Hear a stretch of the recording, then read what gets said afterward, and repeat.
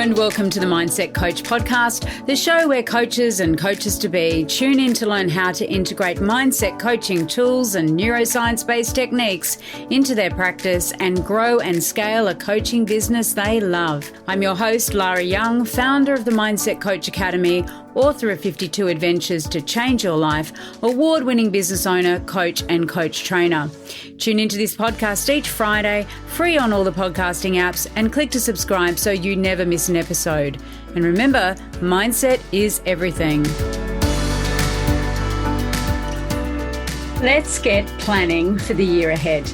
Now, in last week's episode, we talked about the year just gone, and you did a bit of a review, and we looked at how you can get set to make this year incredible. Now, in doing that, and if you haven't already done so, I'd love you to go back and just check out that show because there was a lot of preparatory work in there where you did some analysis about a whole range of things in your business, and also if you took the life approach in your life as well.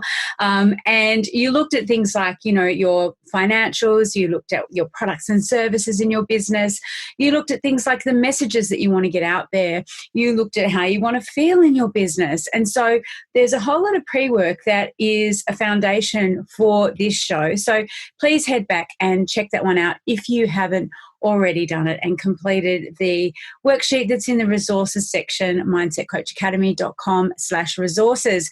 Because today we're going to be moving on, and again, it's another practical day where you're going to be writing down your insights, your thoughts as we go through, as we really do create a plan for the year.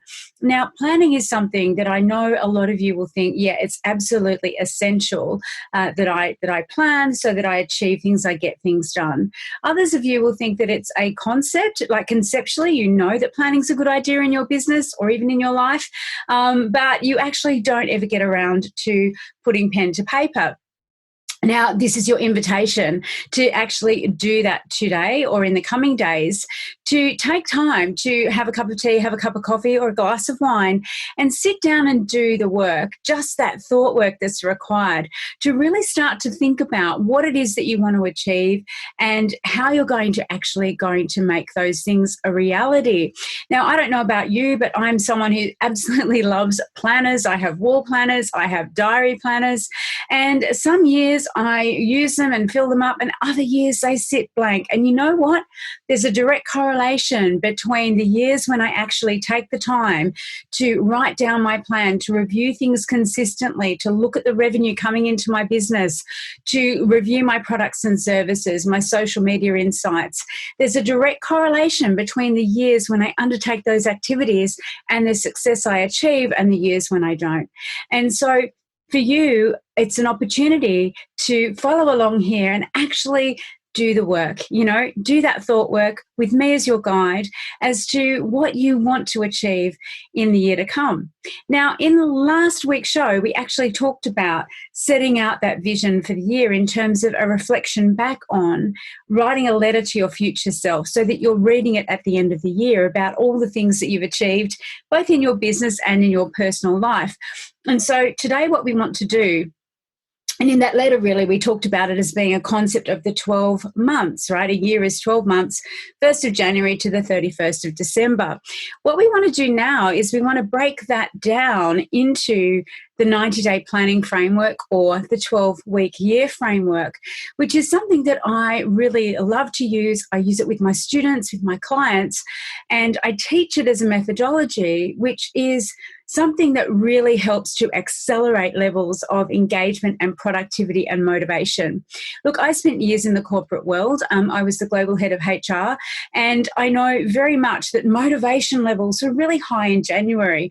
We went through goal-setting processes. Everyone was highly enthused about the prospect of a year to come, of a new year. And then what happens, of course, is, and you'll see this in the gyms as well, of course, is that, everyone starts out the year with lots of enthusiasm, and then gradually that enthusiasm wanes. By February, all those people who bought their gym membership, maybe some of them are waning, and the regulars breathe a sigh of relief because they've got their gym back. All those really keen people who signed up from a New Year's resolution have sort of fallen to the wayside, or the majority of them have anyway. And so there is that real lull. And maybe people will resurge again just before summer, when they're thinking about getting bikini ready or whatever it may be.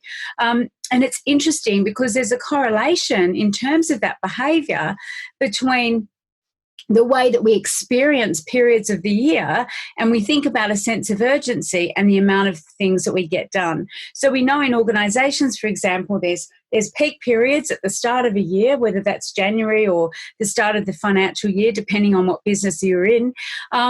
And there's an enthusiasm there. And then that kind of dulls and wanes. And then it re-accelerates towards the last quarter or the last third of the year when people recognize, oh my gosh, I'm not quite achieving my goals.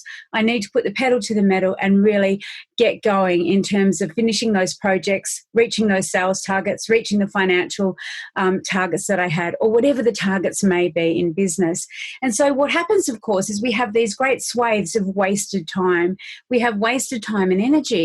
Now, when you think about it, if you are a business owner, then this applies to you as well, because what often happens is, and I know that for some people, having a deadline is something that is motivating, and there are people who will wait to the very last minute, and that's their strategy for getting things done, because the pressure of a deadline, knowing that something has to be in on a certain date, you have to be ready for a certain thing by a certain time frame, means that you're going to be motivated to actually do it. There are other people who, when they're at school or university, they got an assignment, they started the assignment that very first day. Now, these are very different behavioural preferences and very different strategies, of course. And what we want to do, and what the 12-week year or the 90-day planning process does, is it creates a container of time where there are shorter periods of time, shorter deadlines, so that every 3 months or every 12 weeks is a year, every week is a month, and every day becomes a week. And it's really, really powerful when you think about, getting that energy up and that motivation to accelerate the achievement of goals. And so I want you to start thinking about the sprints in terms of 90 days. Now, 90 days is a great period of time. It's 3 months, and it's enough time for you to really focus on 1 or 2 key projects in your business, because what we want to do in that period is we want to start it and we want to finish it, and we want to focus as well. How often in your business are your activities, your thoughts diluted because you have so many things on your to-do list? You've got lots of things on the go. And then what happens is that you dilute and divert your attention, your energy, and your productivity. And we know that it takes time to get back into something once our attention has been diverted. However, if we do say to ourselves, right, for this period of time, I am going to focus solely on these 1 or 2 things, and every action that I do is going to help me to achieve these 1 or 2 goals, then you're really concentrating your effort. And for those of you who like to start things and not finish them, this is a great technique as well, because it means that you are going to be more time constrained to meet those goals, to achieve them, to really get things done in a much more concentrated period of time. And then you can tick them off your to-do list. They're actually done. How many of you start the year thinking, I want to do this project, and this project? And by the end of the year, and you did the year in review last week, by the end of the year, you're thinking, actually, I didn't get as much done as I thought I would, or as I'd hoped to. And so using this framework is really going to help you to actually accelerate your productivity, and accelerate the level of achievement and success that you have in your business. And you can apply it to your life, so that you can look back at the end of the year and say, yes, I achieved what I set out to achieve, and maybe even a little bit more. Now, it all starts with the decision-making process.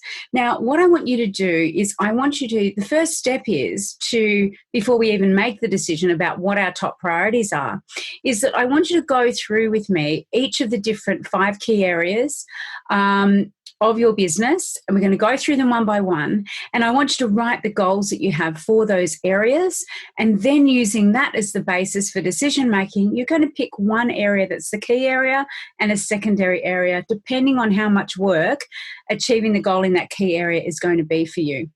So let's get started, and we're going to start with your financial goals. Now, what we did with the year-end review, of course, was we looked at the revenue that you generated, the income, how much you'd paid yourself. And I just want you now to reflect on how much revenue, how much income do you want to generate into your business this year? Many sales do you want to make? And how much do you want to pay yourself? I want you to think about, are there any big expenses that you need to make in the coming 12 months in your business? What really have you got in mind when it comes to the income level, the revenue, the sales that you've got? And I want you to break those things down. I want you to really focus on that. Perhaps you've got a goal. Perhaps at the moment you're at a certain number per month. Maybe you're at 5K or 10K a month, and you want to get to 20K a month. I want you to, whatever those goals are, I really want you to write them down and explore them. And under that, then I want you to think about how are you going to achieve them? What are your plans? What do you think that you can be doing in order to achieve those financial goals? And we'll get on in more granularity shortly to the products and services mix. But for now, I just want you to think about those financial goals that you have for yourself. I also want you to think about whether there is, as I said, any big expenditure. I want you to just review as well whether there's anything you need to get rid of that you're not using. So many of us sign up for subscriptions. We pay for things that we no longer need. I want you to go back through the last 3 months of your business bank statements, have a look and see if there's anything there that you are no longer utilizing, and make the decision to get rid of them. Stop those subscriptions, and just really tidy up all of that financial area. So the first one is your financial goals. And again, there's a worksheet, mindsetcoachacademy.com/resources, where you'll have the opportunity to download and then fill in all of these things. Now, the next thing I want you to think about is your marketing and visibility. Now, in the review, you looked at things like your social media insights. You looked at things like, how much you're blogging, how much are you podcasting, are you guest podcasting, have you got a YouTube channel? So I want you really to think about what are your goals in relation to marketing your business and being visible. Like what you hear so far? Make sure you never miss a show by clicking the subscribe button now. This podcast is made possible by listeners like you, so thank you for your support. Now back to the show.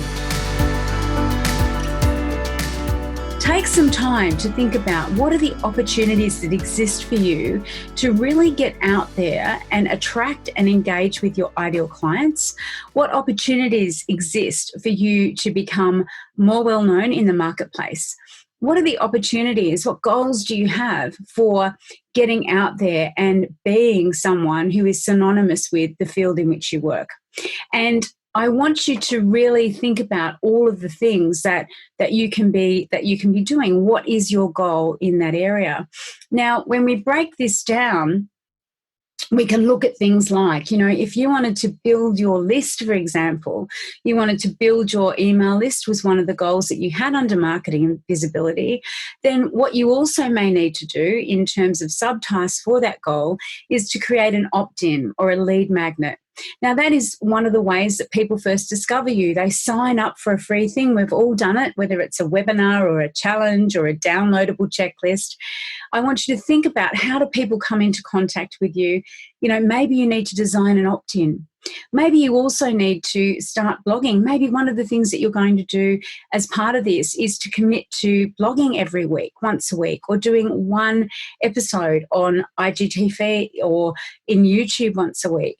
Think about all the different things that you can be doing to get visible, because when we have an overarching goal around marketing and visibility, we need to support that necessarily, don't we, with tasks. We need to support it with actions that we're going to take. And so within those actions as well, there are other actions and tasks that we need to complete. Like, for example, if we decided that what we were going to do was to write 12 blog posts in the next 90 days, so a weekly blog post for the next 3 months, we would need to research the blog post titles. We would need to then draft the content, write the content, provide any content upgrades or downloads that we might want to embed so that people can actually access and read it. We want to create a publication schedule. So there are things within that we actually need to do and focus on that expands out like a concertina, that overarching goal of becoming more visible online or in marketing our business. Now, of course, I've just talked about blogging as one way to do that, but there are lots of different things that you can do. So going live, as I said, YouTube, you can do a whole range of things. But whatever it is, it all wraps up into that overarching goal. And you'll probably do more than one activity. And so your focus becomes that area. Now, the next one, so we've done finances, we've done marketing and visibility, and the next one is your product and services mix. So I want you to think about the products and services that you've been offering. And in our last activity, what we did was we actually looked at what's selling, what's not selling. We looked at what you enjoy delivering and what you don't enjoy delivering, and maybe where there's a potential for you to outsource some of those products and services. Maybe this year you want to create something new. Maybe you've got a vision or an idea for a new product or service that you know your clients are going to buy, that they're going to snap up as soon as it's released into the marketplace.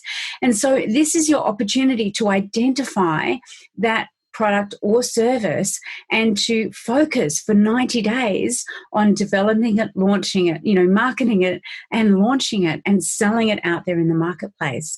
So I want you to think about that. Think about any of the products that you might want to retire. Perhaps you want to amalgamate 2 offers that you have into a bigger offer. For example, you might have a mini course and a coaching program, and you think, actually, I could put those 2 together and create something entirely new. So when you're thinking about this area, I want you to think about what does my ideal client want? How can I deliver the outcome? Is there a different way? If you're a coach in a specific area, how are you delivering the outcome at the moment with your clients? In what container of time? And how can you perhaps rejig that, rework that based on feedback, based on client experience, based on your own availability? How can you maybe change that up a little bit? Maybe it can become an intensive. Maybe it becomes a program. Maybe it's something else entirely. But I want you to start to think about your goals in this area for your business and for yourself. Now, the next one is your systems and technology. So what goals do you have in relation to your systems and tech?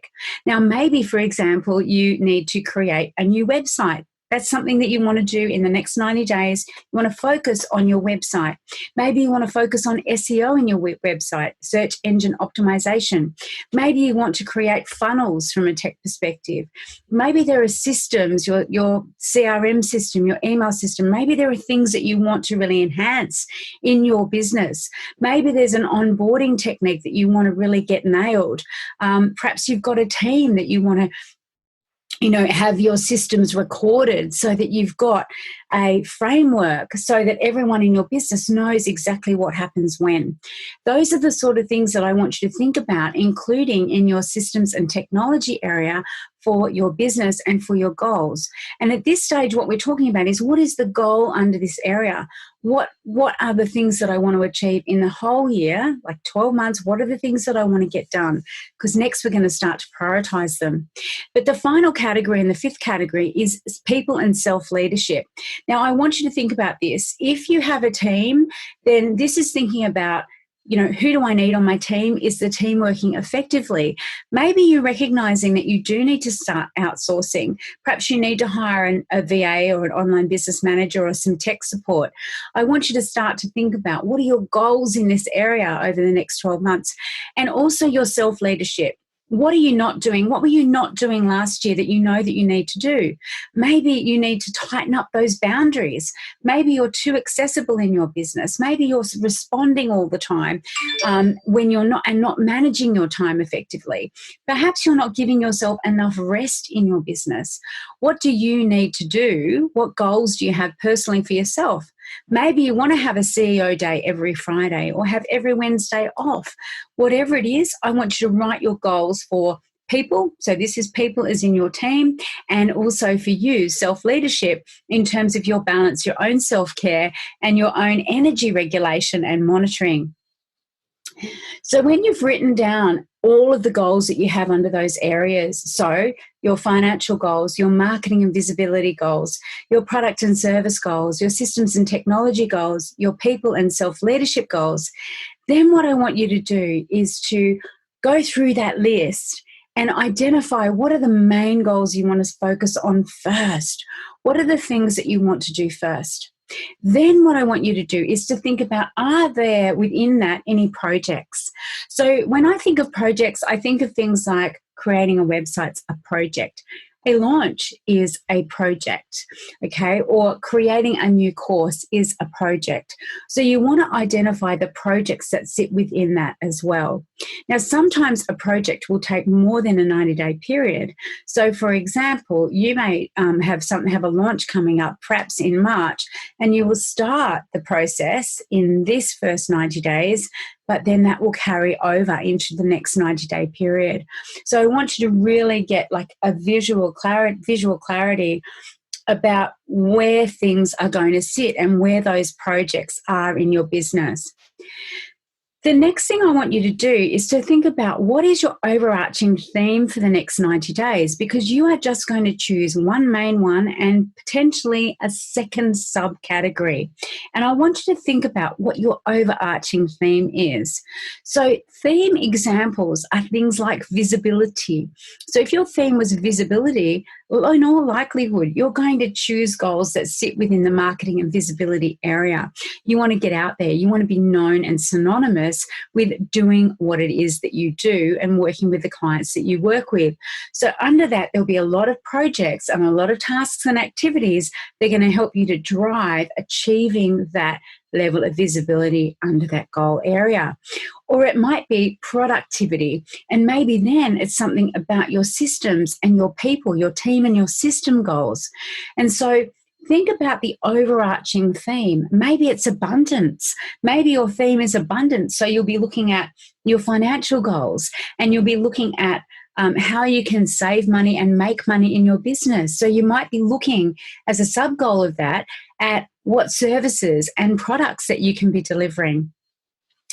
Everything fits really beautifully into all of these different categories, and it's your job to decide what is the most important priority.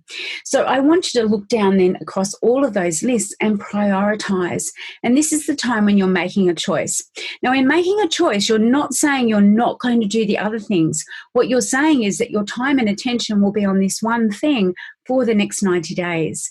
And sure, there'll be other things that sit within that as well. But these are the main things. These are the big rocks that you want to focus on. These are the big things that you're going to pay your time and attention to, so that you know that they get done and you know that they get completed. Now, it's really important then, once you've decided what those priorities are, that you create a plan to make it happen. And actually, you can use a system like time blocking, work out, what your regular day is, where your client commitments are, so you can block out on a planner when you're regular. So I block out, for example, my regular Mindset Coach certification training calls. I block out my regular coaching calls and my alumni calls. And then around that, I have the other time blocks in my diary of when I'm doing other things in my business. And I want you to think about that around your current lifestyle. I want you to block time out so that you've also got time for you, that you've got some self-care time in there. Even that is, if that's half an hour every day with a cup of tea, whatever it might be, I want you to make sure that you're blocking in that as well. The other important thing to do, of course, is when you've decided on your one key thing, that you create the plan to make those tasks happen, but you also, in doing that, make sure that you are doing the activities that are going to make that real difference, that are really going to contribute to making it happen, so that you know that you can tick them off, that it makes sense. Now, we are going to be talking more about this in next week's episode, of all the different elements that you need to have, all the ducks you need to have in a row, so that you can actually plan, be really productive, and concentrate and focus and get things done. And one of the key things in that, of course, is recognizing where your peak energy time is and where your lulls are.